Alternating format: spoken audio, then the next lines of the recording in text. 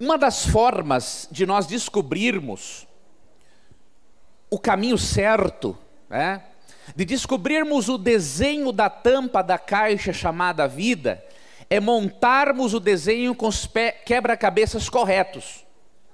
E esses quebra-cabeças são pecinhas que têm perguntas que dizem respeito à nossa vida, né? Quem sou? De onde veio? De onde vim? Qual é o meu propósito, né? Para onde vou?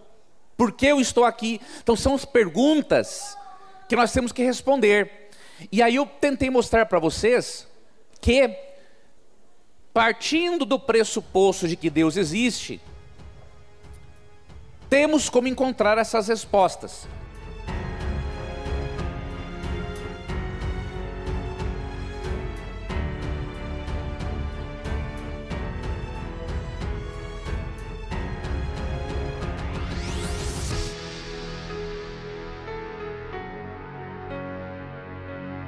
Só que nós aprendemos um princípio filosófico, que duas coisas contraditórias não podem ser verdadeiras ao mesmo tempo. Quando você diz que algo é verdadeiro, aquela outra coisa, ou a outra informação sobre aquilo é falso. Não tem como dizer que duas coisas contraditórias são verdadeiras, isso foge da lógica humana, né? E aí nós fizemos ontem uma análise sobre o que Jesus disse sobre Ele mesmo. E nós, como cremos que Ele tem pelo menos um pouco da nossa confiança, na verdade quem aceita como Salvador já confia nele totalmente, mas quem não, sabe que por Ele ter existido e dividido a história antes e depois de Cristo, Ele é um personagem digno de confiança. E Ele afirmou, por exemplo, que Ele era Deus. E aí nós vimos que Ele também cria no relato da criação e na existência de um Deus pessoal. Então a definição de Cristo de Deus excluiu o ateísmo e excluiu o panteísmo e todas as religiões ligadas a eles. Nós vimos três formas ontem de pensamento, né? Teísmo, que é a crença em Deus; panteísmo, que é a crença de que Deus está em todas as coisas, na planta, no animal, em nós; e o ateísmo, que é a crença na não existência de Deus. Só que nós vimos ontem o seguinte: nós podemos eliminar panteísmo e ateísmo com as definições bíblicas que nós vimos de Jesus, só que sobraram o quê? Só sobrou o panteísmo. Por quê? Panteísmo, ateísmo, panteísmo e teísmo, ateísmo e panteísmo são três coisas contraditórias. Então, se duas coisas contraditórias não podem ser verdades ao mesmo tempo, imagine três. Então nós tivemos que excluir dois e ficar com um. E pelos pressupostos que eu apresentei para vocês, o cristianismo, ou teísmo na verdade, é o caminho. Só que dentro do teísmo tem três grandes religiões: judaísmo, islamismo e cristianismo, que está relacionado a Jesus. Nós também podemos espremer um pouco mais deste limão para sabermos a quantidade de suco que sobra, ou seja, qual dessas três grandes religiões teístas, que creem em Deus, está mais próxima da verdade. E uma coisa muito bacana de você fazer é você ver o que essas religiões dizem sobre Deus, sobre Jesus, sobre Bíblia e sobre salvação. E aí nós vamos ver se elas estão em harmonia. E se elas não estiverem em harmonia, nós vamos aqui fazer um processo de eliminação de novo. Só como eu falei ontem, o fato de nós excluirmos daqui panteísmo e ateísmo não significa que os filhos de Deus não estejam nessas filosofias, né? Ele está trabalhando para guiá-los. Então eu estou falando do sistema religioso, filosófico, doutrinário como um todo, tá? Bom, o que o judaísmo crê sobre Deus? Que Ele é um ser pessoal único, não existe trindade, tá? Então só Yahweh, ou Jeová, como alguns preferem, ou Javé, só Ele é Deus. E os judeus, pelo menos teólogos judeus, creem que Jesus existiu, mas que ele não era Deus. Então essa é uma afirmação deles. O islamismo também crê num ser único e pessoal. Só que aí tem um detalhe. O cristianismo crê que Deus é um ser pessoal, por isso descartamos o panteísmo, só que é um ser triuno. Vamos ver aqui um dos textos. Eu estou usando aqui o que Cristo diz sobre isso. Na Bíblia, ou melhor, para Cristo, João 14,16, Deus é o único em comparação com as divindades pagãs. Quando você lê Deuteronômio 6,4, que fala que existe o único Senhor, não é o único no sentido de isolado, ele é o único no contexto em comparação com as divindades pagãs, então ele é o único verdadeiro. Só que o Deus bíblico é uma trindade, ou alguns preferem uma triunidade. 3 seres distintos, porém com a mesma essência divina, formam a divindade. E nós falamos um Deus, por quê? Porque essas 3 pessoas formam a divindade. E como há a mesma essência nas 3 pessoas, nós não podemos dizer 3 deuses, porque o politeísmo ensina o quê? Que existe um Deus mais poderoso do que o outro, e com um caráter diferente. A trindade bíblica não.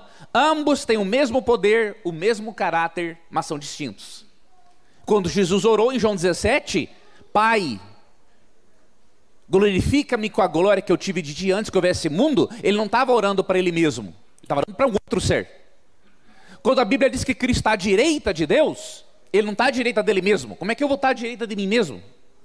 Não existe. Ele está à direita de um outro ser.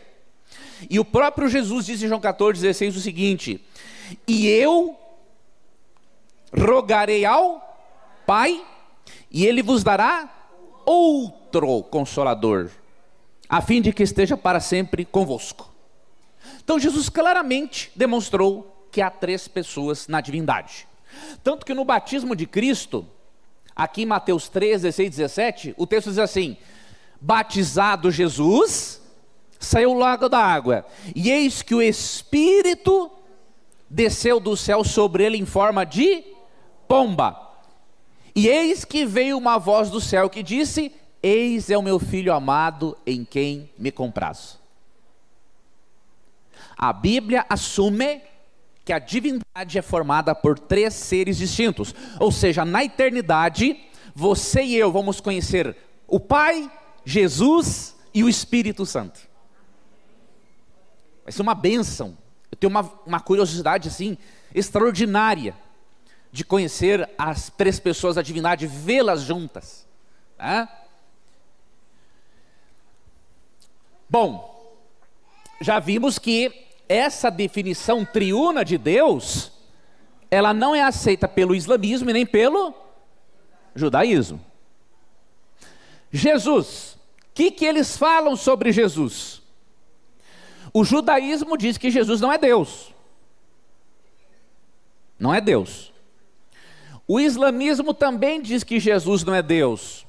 Eu tive uma experiência bacana de ler o Alcorão, li o Alcorão, aprendi muitas coisas, e vi coisas de acordo com a Bíblia e coisas que não estão de acordo com a Bíblia. Uma delas é a seguinte, que os muçulmanos creem que nós somos apóstatas por crermos na divindade de Cristo. Que Cristo foi um profeta, foi um bom homem, um profeta, mas ele não era Deus. Só que o problema é que Cristo diz que ele mesmo é Deus. Em João 10,30 ele falou o seguinte: eu e o Pai somos um. Quiseram apedrejá-lo. Em João 5,18, um desses textos aqui, quando Jesus falou para os judeus que ele era filho de Deus, eles não entenderam que ele era alguém criado por Deus. Na cultura deles, quando um cara dizia assim, eu sou filho de Deus, ele está dizendo, ele sou igual a Deus. Por isso que quiseram apedrejar ele. aqui tem uma coisa muito séria, queridos. Eu falei para vocês que Cristo é digno de confiança. Só que tem um detalhe. Você aqui não tem como ficar em cima do muro em relação a isso aqui, ó. Se Jesus não estava correto em relação ao que ele disse sobre ele, então temos uma opção aqui: ele era maluco ou lunático. Porque um cara que chega aqui e diz que é Deus, uma das duas, ou ele é mesmo, ou ele é maluco e lunático. Tá? Só que tem um detalhe. Quando você estuda a Bíblia e vê, por exemplo, a inteligência de Cristo, você vê que de maluco e lunático ele não tinha nada.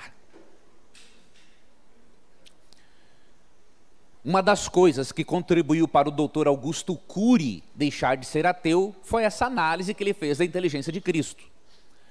Ele chegou a uma conclusão de que a inteligência de Cristo é muito sofisticada e avançada para qualquer ser humano ter sido capaz de criar um personagem assim. E ele deixou de ser ateu. Então, queridos, pelas evidências, pelo que nós vemos da vida de Cristo nos Evangelhos, no Novo Testamento, pelo que nós vemos de pessoas morrerem cantando por crerem e confiarem em Jesus, e pelo caráter de Cristo, que era amor, verdade, não mentia, é mais lógico nós aceitarmos o que Jesus diz sobre ele mesmo. E se Jesus diz que é Deus, aqui eu tenho uma coisa, eu vou ter que escolher entre islamismo e judaísmo. Eu não posso harmonizar três coisas contraditórias ao mesmo tempo. Ou eu aceito que Cristo é Deus, e se eu não aceito, então ele não batia bem da cabeça. Mas nós não podemos provar que ele não batia bem da cabeça, muito pelo contrário. Sabedoria, inteligência fora do normal. Veja, um camarada que está pregado na cruz com dor física e dor emocional e mais dor espiritual, porque acima dos nossos pecados, como é que ele teve ainda a capacidade de, daquele jeito, se preocupar com a mãe dele?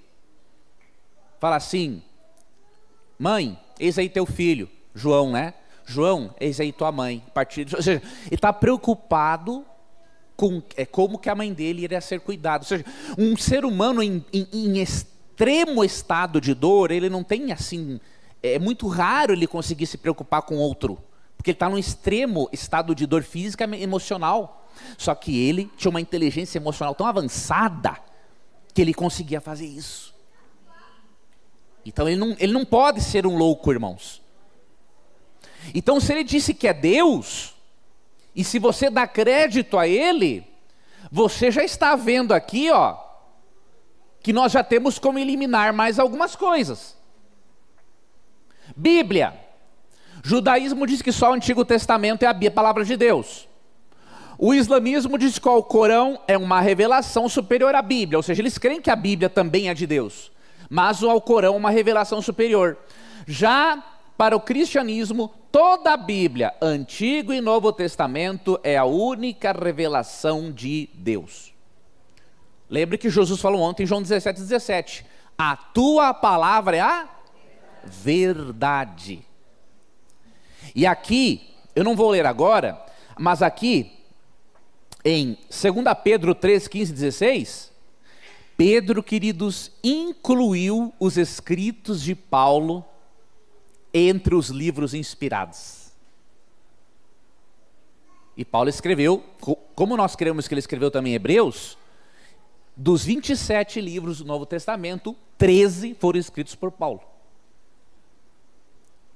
Então, o cristianismo não aceita só o Antigo Testamento e nem o Alcorão. É o Antigo e Novo Testamento.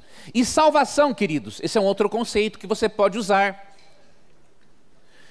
No judaísmo não é por meio de Jesus. No islamismo não é por meio de Jesus, é por meio da justiça. Ou seja, se você for justo diante de Deus, ele vai te salvar, e se não for, ele vai te punir. Uma coisa que tem no Alcorão bem interessante é que Maomé ensina que o ímpio, quando for para o inferno, quando a pele dele, a carne, se desmanchar no fogo, Deus vai refazer de novo para queimar de novo. Esse é o Deus, a visão que eles têm de Deus. E isso por toda a eternidade. Essa é a visão do islamismo sobre Deus. Alguns cristãos, infelizmente, têm essa crença parecida. Mas, graças a Deus, nós não aderimos a essa crença. E no cristianismo ensina-se que há só um meio de salvação. O detalhe, queridos, que não é o cristianismo que ensina isso. É o próprio fundador do cristianismo, que é Cristo. João 14,6. E assegurou-lhes Jesus: eu sou o caminho, a verdade e a vida. Ninguém vem ao Pai senão por mim. Esse texto vai totalmente contra o pluralismo religioso. O pluralismo religioso, como nós já comentamos ontem, ensina que todos os caminhos conduzem a Deus. Mas eu mostrei para vocês que isso é ilógico, porque eu não posso dizer que todos os caminhos conduzem de Lauro de Freitas até o Sergipe. Seria um absurdo isso. Tem caminhos que levam ao Sergipe, tem outros que não levam. Simples assim. Em relação a Deus é a mesma coisa. Cristo é o único caminho. Por quê, queridos? Porque Ele é divino humano. Com a sua humanidade, Ele aproxima a divindade de nós. Com a sua humanidade, Ele aproxima-nos de Deus. Então, só um ser com dupla natureza preenche esse requisito. E um ser que não tenha pecado. Porque um ser pecador não pode se achegar a Deus. Então o que acontece? Jesus é o único ser que cumpre esse requisito. E aí ele diz que eu sou o caminho, a verdade e a vida. Ninguém vê ao Pai senão por mim. Isso aqui não é exclusivismo religioso. É realidade religiosa. Exclusivismo religioso é o dizer que só pessoas da minha igreja vão ser salvas. Isso é exclusivismo religioso. E eu falei para vocês ontem que não é assim, que Deus tem os filhos dele em todos os lugares. Agora, a realidade religiosa mostra que não tem mais do que um caminho para a salvação, além de Cristo. Então vejam, queridos, não estou dizendo, repito o que eu afirmei ontem, que eu não estou dizendo que não existem verdades no judaísmo, claro que existem. Foi a eles que Deus primeiramente se revelou a sua palavra para poder chegar até nós. Só que eles deram uma desviada, não aceitaram Cristo como Messias. Aí o islamismo também não está de acordo com a Bíblia. E o cristianismo ensina isso. Então, se você crê em Jesus, que ele é digno de confiança, você vai aceitar o que Cristo diz sobre Deus, sobre Ele mesmo, sobre a Bíblia e sobre a salvação. Consequentemente, cristianismo, islamismo e judaísmo contradizem-se em relação a Deus, Jesus, Bíblia e salvação. Aí nós vamos ter que escolher. Porque se duas coisas contraditórias não podem ser verdades ao mesmo tempo, imagine três. Uma exclui a outra. Então eu preciso, pela lógica, eliminar duas aqui. Considerando que Jesus é digno de confiança, e digamos que você aceita as definições dele sobre isso aqui, ó. Deus, Jesus, Bíblia e salvação, entre elas a de que Jesus disse que é Deus. Você eliminaria quais grandes religiões aqui como fontes de verdade absoluta? Não estou dizendo que não tenham verdades neles. Tem verdades no Alcorão, tem verdades, obviamente, na Torá, né? Que são os 5 primeiros livros ali de Moisés, o Pentateuco, e nós temos ele como parte, né, da palavra de Deus. Mas temos também o Novo Testamento. Existem verdades em todas as religiões, mas a verdade absoluta, o caminho que conduz à salvação, não pode estar em todas, porque elas são autoexcludentes. Considerando que Jesus é digno de confiança. Outra coisa, queridos, aqui ó, Moisés nunca disse que era Deus. Maomé nunca disse que era Deus. Voltando um pouco atrás, mesmo que nós já tenhamos eliminado o panteísmo, Buda nunca disse que era Deus. Porém, Jesus foi o único que disse que era Deus. Ou ele estava certo, ou ele não batia bem da cabeça. Como nós vimos que a probabilidade dele não bater bem da cabeça é 0, nós somos obrigados pela lógica a dizer que a verdade está aqui, ó. Está por aqui, ó, no cristianismo. Nós vamos ter que eliminar as outras. Filhos de Deus estão lá. Filhos de Deus estão recebendo a atuação do Espírito Santo para conhecerem a Jesus. Mas a verdade absoluta não está lá, porque essas 3 coisas são excludentes, e nós consideramos Cristo como digno de confiança nessas afirmações. Então, com isso, queridos, se 2 coisas contraditórias não podem ser verdadeiras ao mesmo tempo, imagine 3. Né? Você tem que usar o processo de exclusão. E o que sobra é o cristianismo. Então, como eu falei ontem, dos pluralistas religiosos no programa da Fátima Bernardes, os pluralistas da Rede Globo estão certos em afirmar que todos os caminhos conduzem a Deus? Estão erradíssimos. Erradíssimos. Né? Primeiro porque Jesus falou, ó, eu sou o caminho, a verdade e a vida, ninguém pode vir ao Pai senão por mim. Então o pluralismo religioso ensina que todos os caminhos conduzem a Deus. Cristo falou, não, não é assim. Olha esse outro texto. Atos 4,12. Não há salvação em nenhum outro. Não há nenhum outro nome debaixo do céu em toda a humanidade por meio do qual devamos ser salvos. O pluralismo religioso é falso. A ideia pluralista de respeitar todas as religiões, isso é correto, isso é princípio, isso é cristão inclusive. Mas o fato de eu respeitar a religião não significa que ela esteja certa. Respeito não tem a ver com verdade objetiva e absoluta. Então vamos separar as 2 coisas. E eles gostam de confundir as 2 coisas, né? Mas nós não somos tolos, não vamos deixar que eles nos confundam em relação a isso. Olha esse texto de Cristo, é ele falando. Entrem pela porta estreita. A estrada que conduz à destruição é ampla e larga é sua porta. E muitos escolhem esse caminho. Mas a porta para a vida é estreita, e o caminho é difícil, e são poucos os que o encontram. Todos os caminhos conduzem a Deus, queridos? Conversa furada. Ele fala de 2 caminhos. Uma porta estreita, onde poucos passam por ela, e uma porta larga, onde muitos entram por ela. Não por falta de orientação, porque o Espírito orienta a todos, mas porque eles querem, é o caminho mais fácil. Eu vou escolher essa religião porque ela se adequa ao que eu gosto. Ao invés de escolher, não, eu vou escolher isso aqui, mesmo que eu não goste daquela verdade que eu aprendi, ela vem de Deus. Então mesmo que eu não goste, eu vou seguir isso aqui, porque eu sei que mesmo que ainda eu não consiga viver essa verdade de Deus, Ele sabe o que é melhor para a minha vida e eu vou seguir Ele no caminho certo. Tá? Provérbios 14:12. Há caminhos que a pessoa considera corretos, mas que acabam levando à estrada de morte. Isso é inspirado. Então, queridos, definitivamente, o pluralismo religioso está corretíssimo em pregar o respeito a todas as formas de culto. A liberdade religiosa é base do protestantismo. Mas isso não significa que respeito não significa verdade absoluta ou verdade objetiva. Porque 2 coisas contraditórias não podem ser verdades ao mesmo tempo. Eu não posso fugir da lógica e da razão. Que conclusões lógicas nós podemos tirar aqui?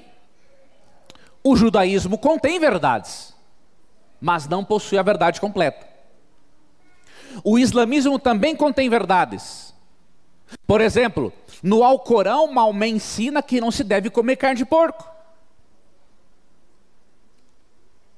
Maomé ensina a respeitar o povo do livro, os cristãos. Eles creem que nós somos apóstatas. por crermos na divindade de Cristo, mas ele ao mesmo tempo considera, ó, respeite o povo do livro, o livro é a Bíblia. Então tem verdades, mas não tem a verdade completa. O cristianismo tem verdades e possui a verdade completa sobre Deus, Jesus, Bíblia e salvação. Porque nós temos o pressuposto de que Cristo não é um maluco, ele sabia o que estava dizendo. E ele falou sobre Deus, sobre ele mesmo, sobre a Bíblia e salvação, de uma maneira diferente do islamismo e do judaísmo. Então,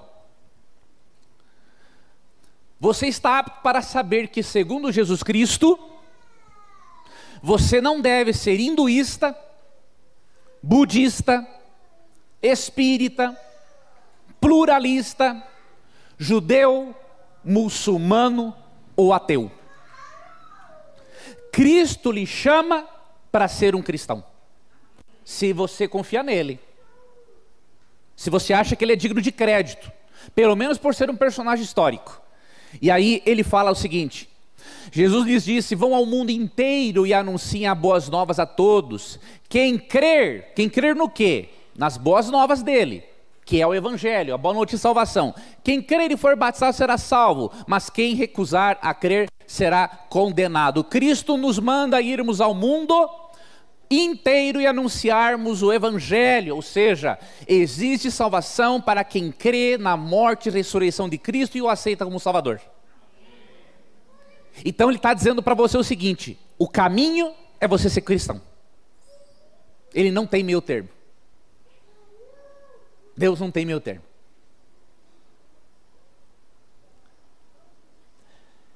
Agora tem um outro detalhe.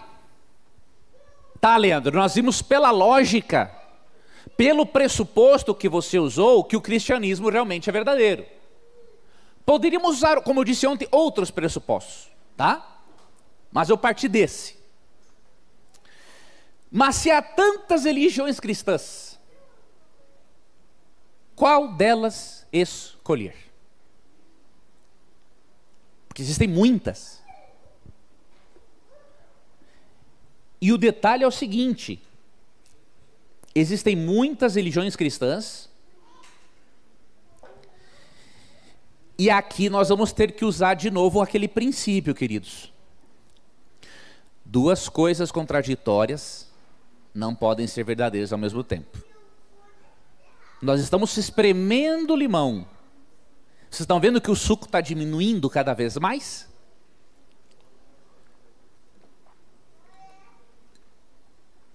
Vamos lá.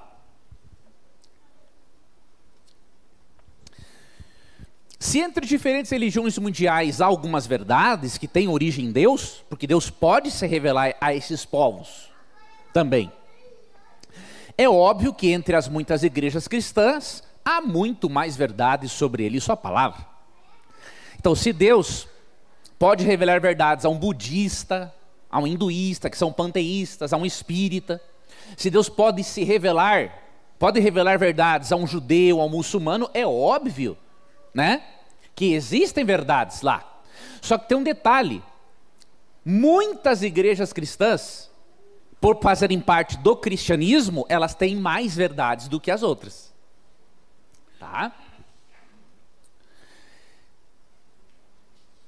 E a reforma protestante, de diferentes denominações cristãs foram usadas por Deus. Aqui você vai ver que Deus não usou só um grupo religioso na história para restabelecer as suas verdades que foram abandonadas no decorrer do tempo, especialmente no período medieval da Igreja de Roma. Olha como foi em resumo. Isso aqui é um breve resumo do que aconteceu. Vamos ler aqui Atos 20 e 28. Outro texto eu não vou ler. Você pode depois pegar ali na palestra que está disponível para você. O que aconteceu? Tem uma profecia do apóstolo Paulo muito importante.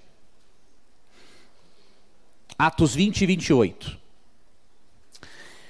Concluindo, tende cuidado de vós mesmos e de todo o rebanho sobre o qual o Espírito Santo vos estabeleceu como bispos, para pastoreardes a igreja de Deus, que ele comprou com o sangue do seu Filho unigênito. Primeiro, ele disse para nós termos cuidado,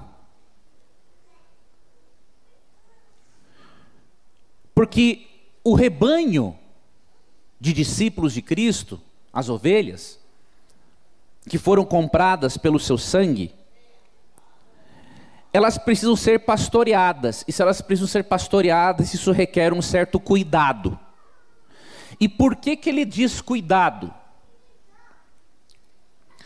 2 Timóteo 4, 13 e 4.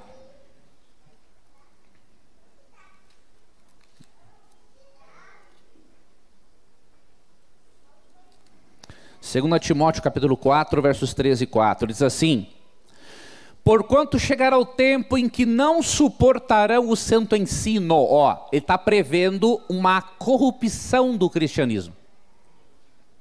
Ao contrário, sentindo coceira nos ouvidos, reunirão mestres para si mesmos de acordo com as suas próprias verdades. Tais pessoas se recusarão a dar ouvidos à verdade, voltando-se para os mitos. Então você percebe, Paulo profetiza para ter cuidado do rebanho. E por quê? Porque surgiria, no final, pessoas que não suportariam o são ensino e se recusariam a dar ouvidos à verdade. Ou seja, profetizou que um dia o cristianismo iria se corromper. E aconteceu isso. No período medieval, olha o que aconteceu. Quando que começou a corrupção da igreja? Antes de eu explicar isso aqui. Constantino, imperador romano, pagão, se batizou. Só que ele era mal convertido. Para você ter uma ideia, ele oferecia túnicas e algumas moedas de ouro para quem se batizasse na igreja dele. Foi a união entre igreja e Estado que corrompeu o cristianismo. Quando Roma estabeleceu o papado, o catolicismo apostólico romano como a igreja oficial do Estado, aí houve a corrupção. Por quê? Constantino era um pagão, meio convertido, e ele contribuiu para que doutrinas estranhas ao cristianismo primitivo fizessem parte do cristianismo. E aí o que aconteceu? Alguns cristãos remanescentes que vieram da igreja apostólica foram reunidos ao Império Romano. Constantino, que era mais político do que cristão, começou a fazer algumas coisas para agradar os pagãos. Foram sendo permitidas imagens de escultura para adorar a Deus. E aí, queridos, outras doutrinas, como por exemplo a infalibilidade papal, confissão de pecados, depois veio a Inquisição, indulgências para você comprar a salvação, tudo isso foi entrando na igreja por influência do quê? Da união da igreja com o Estado. E obviamente, quando há essa união, também existe o quê? Perseguição contra quem não é pertencente à religião oficial do Estado. E aí começou, queridos, uma grande perseguição. E Deus, aqui que eu quero que vocês guardem uma coisa, Deus usou pessoas e movimentos diferentes para restaurar as verdades que a igreja de Roma deixou para trás. E eu vou apresentar um resumo para vocês. Primeiro ele utilizou Wycliffe. Um dos primeiros, né? Tem outros. Mas vou colocar os principais. Ele era um fiel teólogo católico, só que ele apelava aos irmãos católicos para que deixassem de lado as tradições da igreja e seguissem somente a Bíblia. Ele foi o primeiro tradutor da Bíblia inteira para o inglês. A versão King James, do rei Tiago, existe por causa do quê? Eu falei do Wycliffe. Começam a se levantar pessoas para dizer, ó, a igreja está errada. E um deles foi o Wycliffe. Depois vieram pregadores, chamados Lollardos. Eles eram enviados para toda a Inglaterra para ler e ensinar o povo sobre a Bíblia. Olha como Deus foi agindo. A igreja se corrompe ao se unir com o Estado, e Deus vai suscitando pessoas, movimentos, para irem trazendo as verdades que haviam sido abandonadas. Depois dos Lollardos surge Martinho Lutero, pai do luteranismo. Ele se levantou, enquanto os outros destacaram que a Bíblia deve estar acima da tradição, ele entrou num outro ponto. Além disso, ele mostrou que o cristão não pode ser justificado por penitências ou obras, mas unicamente pela fé em Cristo.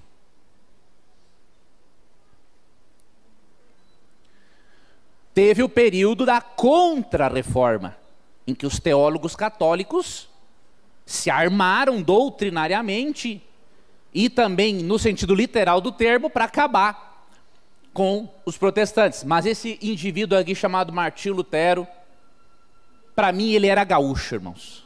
O cara era muito macho, né? O cara, para escrever 95 teses de justificação pela fé na porta da igreja de Wittenberg, tem que ser um gaúcho, pastor, não pode ser outro. E gremista ainda, não é de outro time, entendeu? Gremista, né? Da outro time não faria isso. E aí depois de Lutero, João Calvino, pai dos presbiterianos, podemos dizer assim. Calvino sistematizou de forma extraordinária várias doutrinas bíblicas. Irmãos, João Calvino tem os erros dele. Nenhum deles é perfeito, assim como nenhum de nós é. Mas Deus usou esses homens nas limitações deles e com os dons deles, para Deus abrir a boca contra o erro da igreja de Roma.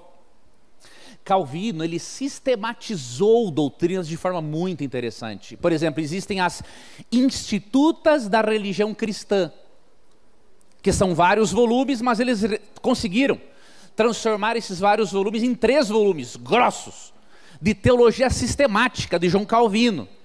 Lógico, você não vai crer na predestinação, na doutrina dele de eleição, imortalidade da alma, mas assim, no que diz respeito a outros assuntos cristãos, você pode ficar tranquilo, foi um reformador usado por Deus, tá?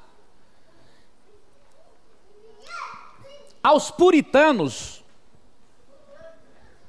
nós devemos a versão King James da Bíblia, uma das mais importantes. Os puritanos descenderam também dos wesleyanos. John Wesley ensinava assim, que o crente justificado pela fé também tem que ser santificado. John Wesley, tá? Os anabatistas, eles ensinaram a importância do batismo dos crentes. Os anabatistas eram contra o batismo por aspersão, que surgiu na igreja de Roma. E eles pregavam, não, o batismo bíblico é por imersão. Foram deles que nós herdamos isto. Vocês estão vendo que nós estamos herdando verdades de vários movimentos e pessoas diferentes? E que nós não podemos dizer assim, ó, nós somos os donos da verdade. Nós temos um privilégio de reunirmos essas verdades, mas nós não somos donos delas. Não fomos nós no passado que morreram por elas, foram eles. Mas vamos lá, vamos seguir o raciocínio. Os batistas da Inglaterra e da América reforçaram muito que o batismo é por imersão. John Wesley destacou a importância da santificação do crente, como eu falei. E aí vamos agora para outras pessoas que Deus usou. Rachel Hawkes trouxe dos batistas do sétimo dia a doutrina do sábado para dentro da igreja adventista do sétimo dia. Quem que Deus usou para restaurar o sábado do princípio? Os batistas do sétimo dia. Só que o que acontece, queridos? O que nós estamos vendo aqui? O movimento da reforma nunca parou. Ele sempre continuou. E o movimento da reforma nunca vai parar, queridos. Até o dia em que Cristo voltar, nós teremos que ser protestantes e mostrar os erros doutrinários criados pela Igreja de Roma, para que os sinceros conheçam esses erros e se voltem para a Bíblia e para Jesus Cristo. Depois, os congregacionalistas, um deles chamado George Storrs, fazia parte dos congregacionalistas, ele era um ex-ministro metodista, e Carlos Fitch, um ex-ministro congregacional, trouxeram a doutrina da mortalidade da alma para dentro da igreja adventista. Nós não cremos, por exemplo, que a pessoa hoje está sendo atormentada no inferno. Cremos que o castigo de um lago de fogo existirá sim, mas depois do milênio, como ensina Apocalipse 20. Depois da volta de Jesus, como ensina Apocalipse 19. E por que Deus fez isso, queridos? Por que desde Wycliffe e outros até antes dele, e ao longo das eras, Deus foi suscitando pessoas e movimentos religiosos para poder trazer de volta as suas verdades? Porque o objetivo de Deus, queridos, é esse aqui, ó. Preparar um povo para a segunda vinda de Cristo. Cristo não poderia voltar naquela época, porque as pessoas viviam na época das trevas. A Idade Média é chamada da Idade Escura. Ninguém podia ter uma Bíblia, nem o sacerdote, só o alto clero podia ter uma Bíblia. Então era um período de trevas. E Deus suscitou esses grandes homens, mulheres, movimentos, para ir trazendo à tona verdades. E para que este povo, seu povo, una essas verdades e prepare um povo para a segunda vinda de Cristo. De acordo com Provérbios 14, 18, a reforma precisa continuar. Porque lá diz assim: a luz do justo é como a luz da aurora, que vai brilhando mais e mais, até ser dia perfeito. Então, queridos, a descoberta das verdades bíblicas, a reforma protestante, ela não parou, ela continua. Só que nós sabemos que doutrinas estranhas se infiltraram no cristianismo. O que fazemos agora? Queridos, nós cremos que nós não somos os donos da verdade. Mas nós cremos que a Igreja Adventista, sétimo dia, é um desses movimentos da reforma que Deus trouxe para trazer de volta outras verdades esquecidas. Deus usou Wycliffe, Martinho Lutero, pai do luteranismo, batistas, anabatistas, metodistas, wesleyanos, puritanos. Deus utilizou de muita gente para trazer verdades esquecidas. E a igreja, queridos, o que a igreja adventista fez? Ela reuniu essas verdades redescobertas pelos reformadores, né? E se propôs a apresentar essas verdades num contexto mais amplo. E que contexto mais amplo é esse? Doutrina do santuário celestial e doutrina do conflito cósmico. Nenhuma igreja ainda entendeu a importância da doutrina do santuário celestial, a não ser a nós. E ainda não entenderam por completo a doutrina do conflito cósmico. Essas duas doutrinas aqui em especial, Deus nos chamou para contribuirmos com a reforma que Deus começou já desde antes de Lutero. E nós vemos, queridos, em Apocalipse 10, uma continuidade da reforma com os adventistas. Aqui, queridos, em Apocalipse 10 tem uma visão que, por usarmos o método historicista de interpretação da Bíblia, o método historicista crê que há profecias para o passado, para o presente e para o futuro. O método preterista joga todas as profecias para o passado. E o futurista todas para o futuro. Nós não aceitamos esses métodos, apenas o historicismo. Porque é assim que nós vemos na profecia bíblica. Você vê um Deus atuante no passado, no presente e no futuro. Não é só no passado, só no futuro. Ou só no presente. Usando o método historicista, queridos, nós acabamos de entender que em Apocalipse 10... há uma profecia que fala do surgimento das bases do movimento adventista como uma continuidade da reforma. Não porque são donos da verdade. Porque que eles fizeram? Eles reuniram as verdades já redescobertas pelos reformadores.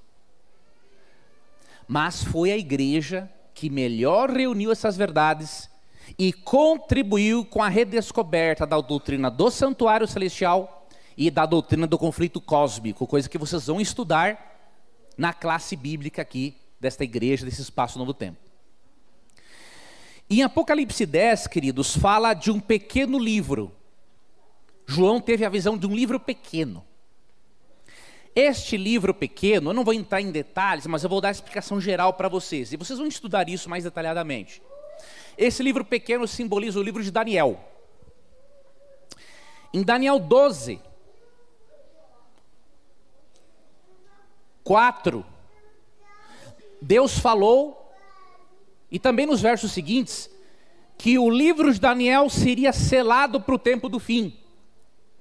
E que o saber sobre o livro de Daniel se multiplicaria no tempo do fim. Porque o livro de Daniel tem profecias apocalípticas que apontam para a volta do Senhor Jesus Cristo. E Deus selou o livro para que somente o povo do fim entendesse, porque seria para o povo do fim esse livro. E eu tenho uma notícia muito boa para vocês, irmãos. Esse livro já foi tirado o selo dele há muito tempo, porque o povo de Deus já entende esse livro. É para o nosso tempo. E esse livrinho, na visão, João recebeu uma ordem de comer esse livrinho. Na visão que ele recebeu de Deus. Olha o que diz aqui, ó, o versículo 9 do capítulo 10 de Apocalipse. Em seguida me aproximei do anjo e lhe roguei que me desse o livrinho. Ao que ele me declarou: pega-o e come-o. Ele lhe será amargo no estômago, todavia doce como mel na boca. Peguei o livrinho da mão do anjo e o comi depressa. E de fato, ele era doce como mel ao paladar. Contudo, assim que o engoli, meu estômago ficou muito amargo. E aí no verso 11 ele vai dar explicação do porquê que o livrinho era doce como mel na boca e amargo no estômago. Então eu recebi a seguinte orientação: é necessário que profetizes novamente a respeito de muitos outros povos, nações, línguas e reis. Mesmo João tendo comido o livrinho de Daniel, Deus falou assim: olha, eu não posso voltar ainda, porque ainda tem muitas pessoas para você pregar. quando usamos o método historicista, queridos, nós entendemos que aqui Apocalipse está predizendo o surgimento do movimento milerita. O movimento milerita foi um movimento de seguidores de um pregador batista chamado Guilherme Miller.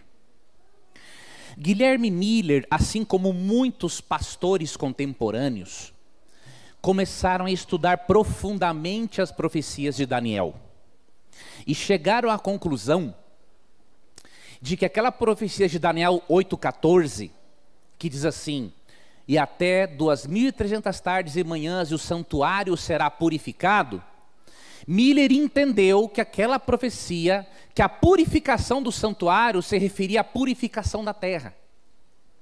E que se o santuário seria a purificação da terra, como que a terra seria purificada? Com a volta de Jesus. E houve, meus irmãos, um reavivamento absurdo na Nova Inglaterra, que se espalhou por boa parte da América. As pessoas que antes eram mornas, assim, ignoravam a doutrina da segunda vinda de Cristo, começaram a pregar, a se preparar para a volta de Cristo. Ou seja, a notícia da volta de Jesus foi doce como mel na boca deles. Só que houve um detalhe. A profecia, Miller primeiramente ensinava que Cristo voltaria em 1843. Porque a profecia das 2.300 tardes e manhãs, queridos, quando vocês estudarem isso aqui de forma detalhada, ela tem uma data de início que aponta para uma data final. E a data final, a data de início é 457 a.C. A data final fica entre 1843 e 1844. Foi justamente em 1843 que Miller pregou a volta de Cristo para aquele ano. Não ocorreu. Houve uma decepção.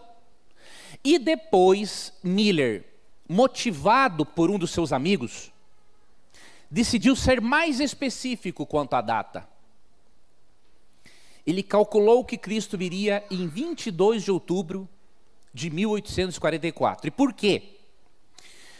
Porque a purificação do santuário está intimamente relacionada à purificação do santuário terrestre, que Moisés fazia uma vez por ano. E isso se dava no 7º mês. E isso equivale ao nosso mês de outubro. E me parece que eu não me lembro se era o dia 15 do 7º mês, 10º, né? 10º dia do 7º mês equivale a 22 de outubro de 1864. Então ele continuou com a tese de que o santuário era a terra. E seguindo um calendário dos judeus caraítas, ele concluiu, não, Cristo vem mesmo nesse período, mas é em 22 de outubro de 1844. Um outro reavivamento surgiu, irmãos. Pessoas se prepararam para a volta de Jesus. Pessoas venderam seus bens para guardar o Salvador. Pessoas, irmãos, uma família, entre muitas outras, que tinham perdido o papai há uma semana. Os filhos estavam assim esperançosos, né? Não, nós vamos ver papai daqui uma semana, porque ele vai ressuscitar. Mas Jesus não veio. Deste grupo, surgiram uns 25 grupos. Mas eu vou destacar 3. Surgiu desse grupo de mileritas os que voltaram para suas igrejas. Outros abandonaram a religião, a fé na volta de Jesus. E um terceiro grupo decidiu estudar e ver o que tinha acontecido. Porque a profecia parecia exata.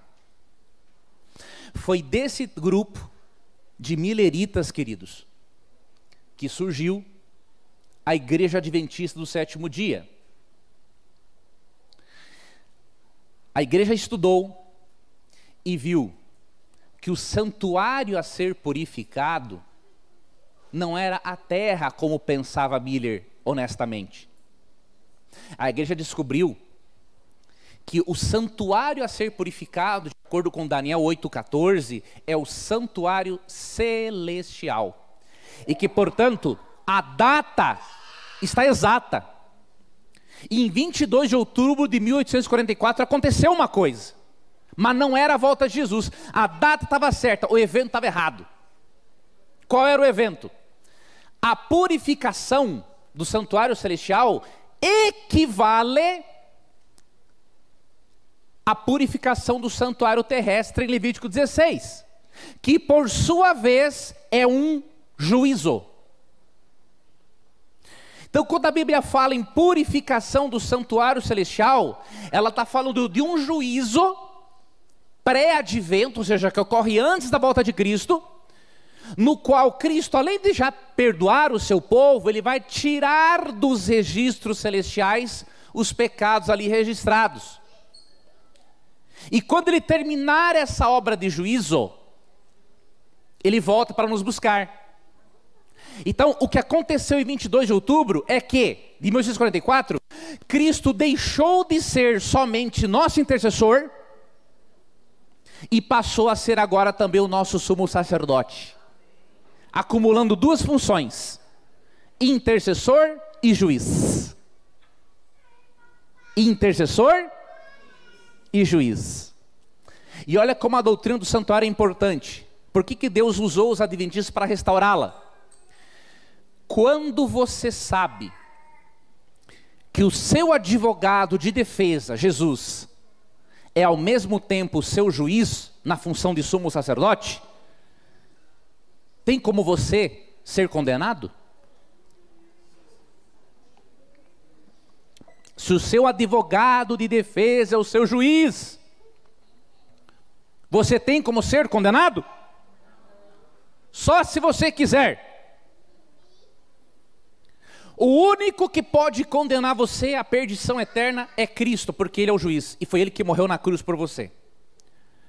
Só que Ele não veio para isso. Ele veio para salvar. Ele veio para salvar o que está perdido. Então, existe, queridos, só uma decisão que vocês têm que tomar. Vocês têm que decidirem se vão aceitar a Cristo como Salvador, como sumo sacerdote de vocês, para que quando vocês forem avaliados nos registros celestiais, porque Deus quer que os anjos entendam o processo judicial, Deus quer que os anjos tenham tudo a limpo, para eles terem certeza de que quem vai estar no céu realmente quer estar lá. Porque Deus sabe o nosso coração, mas os anjos não sabem, né?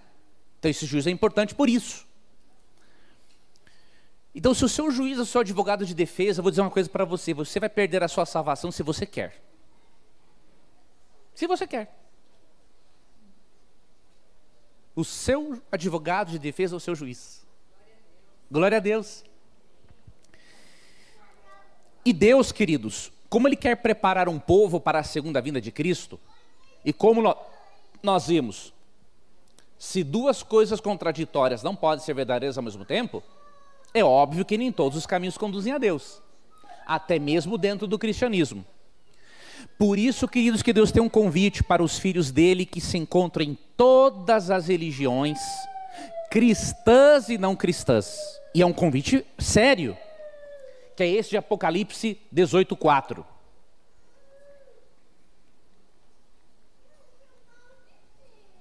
Acho que terminou a bateria.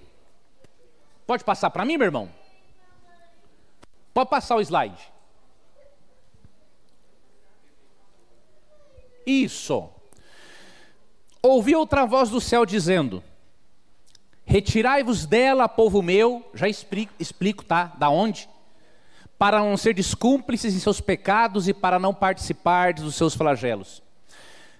Vocês lembram de João 10? Que o livrinho seria doce na boca, mas amargo no estômago?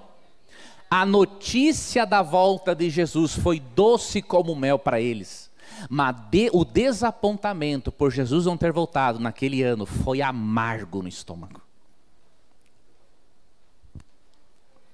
Então o que você percebe? Daniel 10, Apocalipse 10, profetiza o surgimento do milerismo e depois da igreja adventista, como parte da reforma de Deus. E aí Deus tem um convite, queridos, que a igreja adventista tem que fazer. Ali no contexto, Deus pede para as pessoas saírem de Babilônia. Babilônia na Bíblia se tornou um símbolo da rebelião contra Deus. E ela significa em Apocalipse toda a confusão religiosa e política que se opõe a Deus. Então Deus está convidando os seus filhos nos últimos dias a saírem de Babilônia, dessa confusão religiosa, porque o povo de Deus, ó, povo meu, está lá ainda. Deus tem os seus filhos em todos os lugares, mas Deus tem feito um chamado, porque Deus vai castigar Babilônia, toda a confusão religiosa, que mais afasta as pessoas de Deus do que aproxima, Deus vai castigar. E se um filho dele permanecer sendo cúmplice de Babilônia, quando ele receber toda essa informação, e quando chegar o fim dos tempos, já chegou, mas quando se aproximar ainda mais, esse filho não vai estar preparado para a volta de Jesus. Por isso que Deus faz esse convite.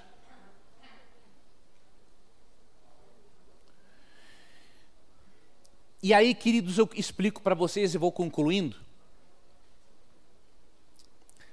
Quando Deus chama os seus filhos para saírem de Babilônia, e quando nós vemos que a igreja adventista é uma continuidade do movimento de reforma, nós vemos que Deus tem duas igrejas neste mundo. A igreja visível e a igreja invisível. E Ele quer unir as duas. A igreja visível, queridos, como podemos deduzir do estudo que fizemos de Daniel 10, ela é a igreja adventista do sétimo dia. Mas a igreja invisível são os filhos de Deus que estão em todos os movimentos religiosos e que um dia vão atender a esse convite aqui, ó,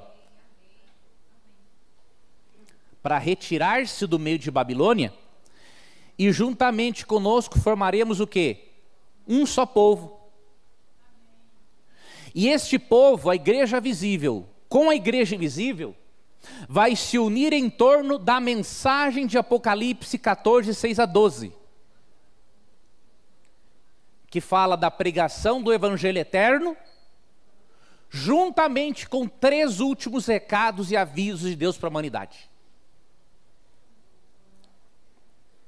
A nossa identidade está ali em Apocalipse 14, 6 a 12. E o que Deus quer fazer é unir esta igreja visível com a invisível. Ele não quer salvar uma placa de igreja, Ele quer reunir um povo para se preparar para a sua segunda vinda. E vocês estão tendo uma oportunidade de ouro, meus irmãos. Vocês estão na igreja visível, muitos de vocês são da igreja invisível, e não é por acaso que vocês estão aqui hoje. Porque vocês são filhos de Deus, a quem o Espírito Santo trouxe para cá, com um propósito muito nobre e grandioso para a vida de vocês. E olha qual será a característica dessa igreja visível unida com essa igreja invisível, os filhos de Deus em todos os lugares. Que esse povo que vai estar guardando o Senhor, ó, aqui está a perseverança dos santos, os que guardam os mandamentos de Deus e a fé em Jesus.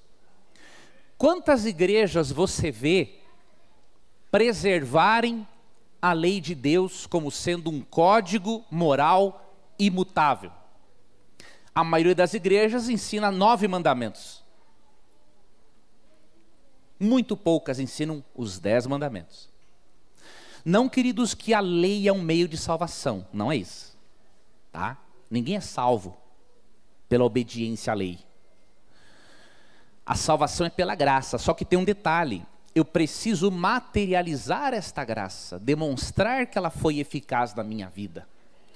E a forma de os anjos de Deus verem que eu realmente faço parte da igreja de Deus é permitir que o Espírito Santo, de acordo com Hebreus 8:10, escreva, imprima a lei de Deus no meu coração. Eu vou continuar sendo um pecador. Jesus te chama para uma vida de santidade, mas Ele sabe que você é um pecador. Não é porque você vai passar pela santificação que você não vai pecar mais, você vai pecar. A diferença é que com Jesus você não é mais escravo do pecado. Então o que vai acontecer? Nos últimos dias, Deus vai ter um povo perseverante diante de uma nova perseguição, profetizada em Apocalipse 13. E como parte da perseverança deles estará o quê? Não rejeitar os mandamentos de Deus. Não são perfeitos, porque pecam até hoje, e vão pecar até o dia da glorificação, mas fazem o melhor que podem para estar em harmonia com a palavra de Deus. E aquilo que faltar, não são nossas obras que vão completar, é o sangue de Cristo que vai completar. Só que Cristo pode completar a vida daquele que é pecador, não pecadeiro. Aquele que faz do pecado um estilo de vida, a graça dele não pode alcançar se o cara não deseja. Agora, se você é um pecador ou uma pecadora, que tem os seus erros, mas você se levanta e continua com Jesus, até a volta dele, ele vai completar aquilo que faltar em você. Vocês perceberam, queridos, uma coisa? E aqui eu finalizo. Desde ontem nós fizemos uma avaliação com base na Bíblia, na lógica e na filosofia. E nós fomos colocando os movimentos religiosos dentro de um funil. E foi afunilando. E foi afunilando. E nós chegamos na igreja visível, na qual vocês estão hoje. E chegamos também na igreja invisível, da onde muitos de vocês vieram. Então, o meu conselho para vocês: façam de Jesus o salvador pessoal de vocês, porque Ele é digno de confiança. E aceitem todas as verdades bíblicas que Ele tem feito vir à tona por meio dos reformadores. Inclusive a doutrina do santuário e a do conflito cósmico que Deus usou os adventistas para trazer à tona. Se você fizer isso, você vai ter encontrado o caminho. Jesus diz: eu sou o caminho, a verdade e a vida. Ninguém vem ao Pai senão por mim. Vá a Jesus e você encontrará o caminho. Amém. E agradeça a Deus por você estar aqui. Muitos gostariam de estar, mas ainda não tiveram a oportunidade. Aproveitem a oportunidade que a igreja, que o pastor Alexandre vai dar para vocês, de fazerem um estudo da Bíblia. Até para vocês entenderem a doutrina do santuário, do conflito cósmico. Quando você entende essas doutrinas, que vieram junto com as outras dos reformadores, a clareza mental é outra. Você olha a vida com uma nova perspectiva.